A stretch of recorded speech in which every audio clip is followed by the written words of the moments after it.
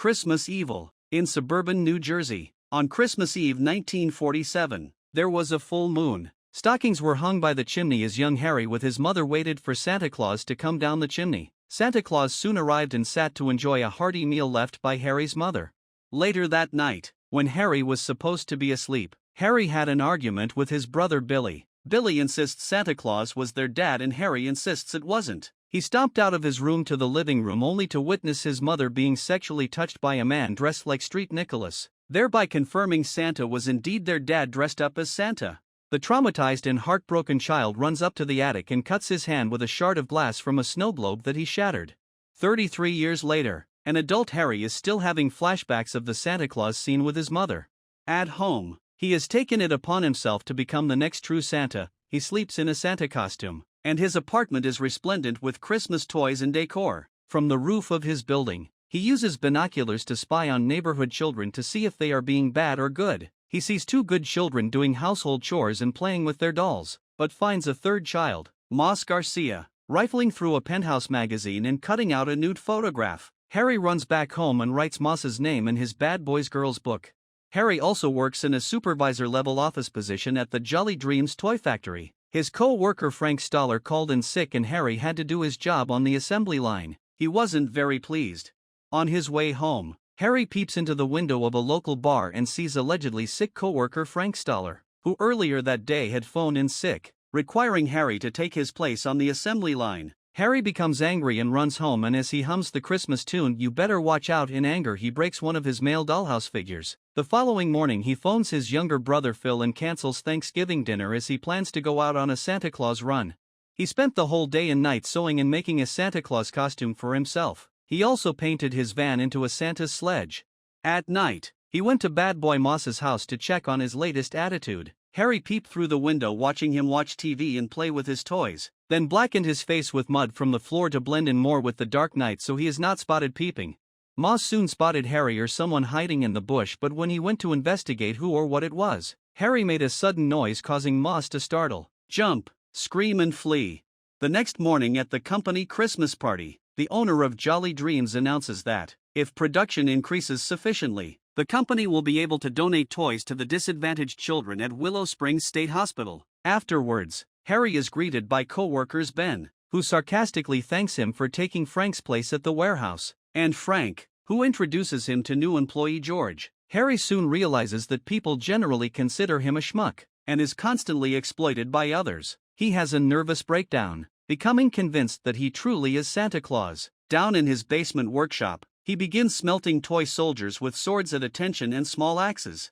Later that night, Harry breaks into the factory after hours to steal toys which are loaded in big sacks and loaded into his van. He also fills some sacks full of dirt and loads into his van. He then returns home, puts on his Santa Claus costume and sets out in his van full of bag of toys and bags of dirts. He first leaves a bag full of dirt at Bad Boy Moss Garcia's doorstep. He then takes a bag full of toys to the children's hospital and drops off at the hospital, making the nurses very happy. Harry is convinced he is Santa Claus. Next he went to the cathedral with a bag of gifts. 3 preppies leaving a midnight mass taunt Harry about his Santa suit and he murders them with an axe. Coincidentally, Frank and George are also attending the midnight mass, and witness Santa's bloody crime. Harry rushed back into his van and sped off. Next scene we see Harry at a Christmas party where he was welcomed, treated with a lot more respect and celebrated. The people and the children were happy to see him. He gave out gifts and had fun dancing with the children and women. Next he drove to Frank's home, climbed up the roof on a ladder and tried to climb in through the chimney, but he was too fat to climb through, so he aborted. He climbed down the ladder and quietly broke in through the front door. He left gifts under the Christmas tree and then sneaked to Frank's. He tried to smother him without waking his wife, sleeping in the same bed in the struggle. In an attempt not to wake his wife, he reached for the star at the top of the Christmas tree and used it to murder Frank. As he left, he smiled at Frank's children just before busting out the door to his van. Later that evening, Harry sneaks into his brother Phil's home, destroys his nephew's Jolly Dreams gifts, and delivers the newly minted soldiers. Their children are preoccupied with watching a television program and do not seem to mind playing with their damaged and subpar toys. On the television, the news aim on that there is a homicidal Santa on the spree.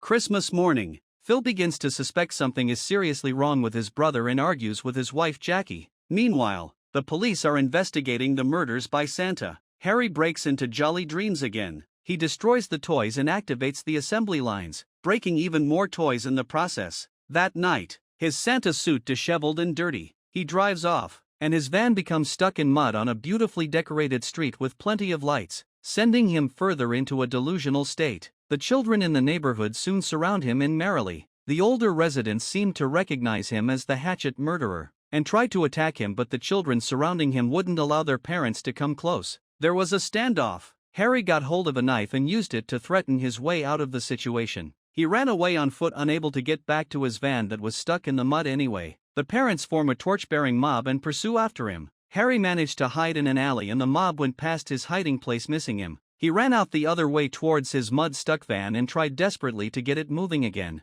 Just as the mob reached him, the van sprang unstuck and Harry speed off in his van. Harry manages to free his van from the sludge and drives to his brother's house. Phil, his brother, quickly realizes that his brother is the homicidal Santa announced on the news. They have an intense argument that escalates and Phil proceeds to choke him unconscious. He loads the unconscious Harry into the front seat of the van, worried he has killed his brother. Soon Harry regains consciousness, and while Phil wasn't looking, biting his thumb at the fact he has killed his own brother, Harry quietly drew a punch and knocked Phil hard on the side of his head. Again he drives off. As he drives off, the mob that had been chasing him finds him and forces him and his van off a bridge. In Harry's mind, the van is shown to fly off into the safety of a full moon as a voiceover reads the end of The Night Before Christmas.